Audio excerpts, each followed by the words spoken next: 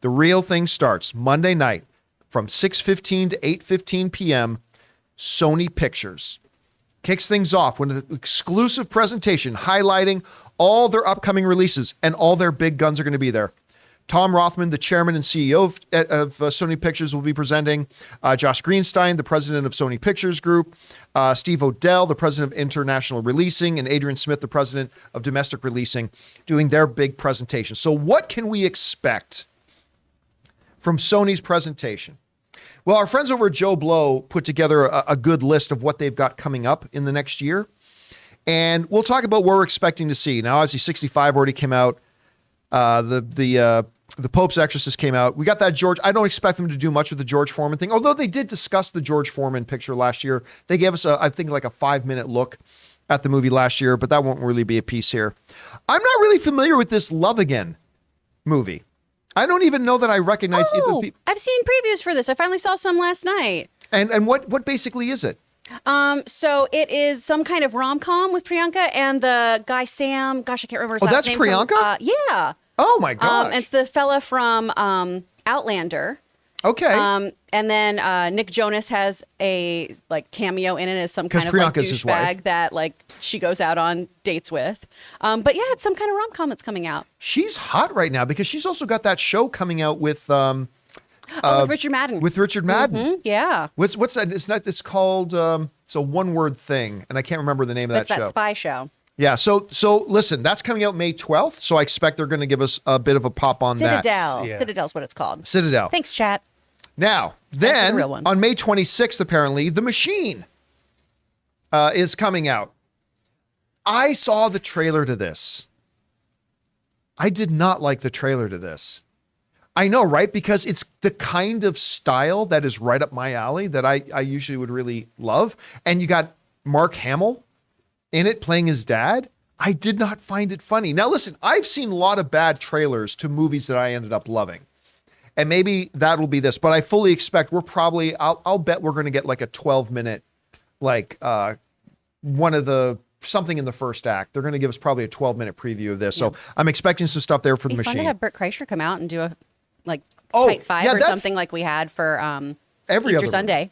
That's what happens with the other things. When they're presenting these movies, they often bring out the directors or the stars of them, which leads us into this one. And I think this is the one that I'm most excited about. You can bring up my screen there. Spider-Man Across the Spider-Verse. Yeah. Now, last year, I don't think it's an exaggeration to say they probably dedicated a good half hour to Spider-Man Across the Spider-Verse, because not only did they show us the first 15 minutes of the movie, this is last year. They showed us the first 15 minutes of this movie that is still not out. But then they talked for a good 15 minutes as well, talking about all the behind the scenes stuff, everything going in. That's Lord and Miller, who were on stage there talking about it, giving us all sorts of details, showing us the footage, all that kind of stuff. I totally believe, since they showed us 15 minutes last year, much of it was completely unfinished. I feel pretty good they're going to show us at least another 15 minutes of it this year. So I'm keeping my fingers crossed that there will be a secret screening of this. Fingers crossed that there will be a secret screening of this. All right. Next up, a movie that I am shocked I'm excited about, but I thought the trailer, even though I didn't like the sound of this movie, No Hard Feelings, coming on June 23rd. They released the trailer for this. I thought it looked really funny. Chris, I don't think you enjoyed this trailer much. Nah, I don't know. I feel like this type of movie has been played out. I don't know. Maybe I'll change my mind. But I do have a feeling they're going to, I think Jennifer Lawrence will probably come out on stage. We'll probably get a little bit of a presentation of that. Harold and the Purple Crayon. I know nothing about this movie. I don't know. Is this a character? Is this a well-known character? I've never heard of it. Or is this just... I already love it. That title's already got me. Harold and the Purple Crayon. No, I mean, it's serious. I don't know if this is something that you present at CinemaCon, but who knows? Maybe they will. Then, of course, Insidious, Fear of the Dark. This has been a very, very big franchise with them. I expect them to do some coverage on this. Gran Turismo, the movie, August 11th. I'm not even sure that this movie is still coming out on August 11th, to be honest with you. So I don't know what they're going to be doing with that. Then They Listen is a Blumhouse production. Catherine Watterson and John Cho, who I love, star in this Blumhouse horror film The plot has not been released as of yet, but it hopes to capitalize on the same release period that Searching used. That film had a budget of under $1 million, but grossed $75 million worldwide. Wouldn't it be great to be able to say that your movie made 75 times its production budget? That's great. Now, then we move over to Denzel Washington's The Equalizer 3. I believe Denzel's coming out on stage for this. Ooh. Did Antoine Fuqua direct this one as well? No. I'm not sure. I can't remember off the top of my head if he came back to direct this one or not. But this has been a solid franchise for them. So I expect that we are going to get a really nice preview of Equalizer 3. Now, here's the one I'm wondering about. Now, the one I'm most excited about for Sony's presentation is Spider-Man Across the Spider-Verse.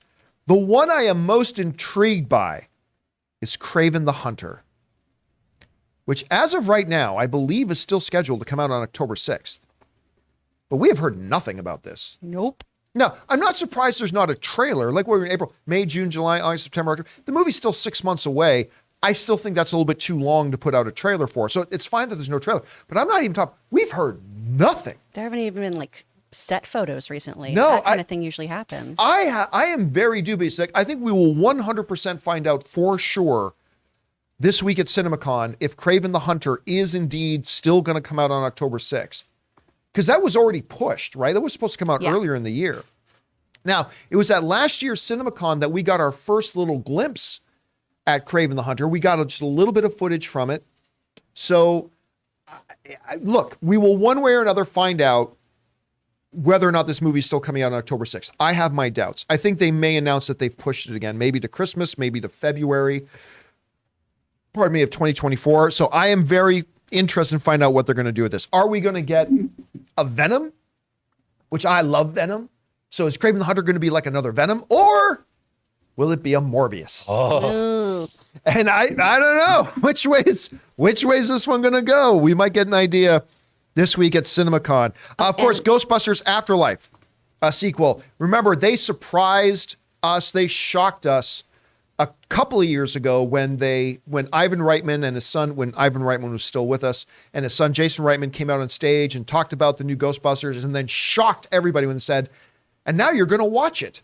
And we were like, what? And they did drop this big surprise screening of us on it. It was incredible. I cannot wait to see this, so I'm sure they're going to talk about this one a lot. I think it's going to be something rather poetic. I think Jason Reitman will probably come out on stage, who's not directing this one, but he is a producer on it.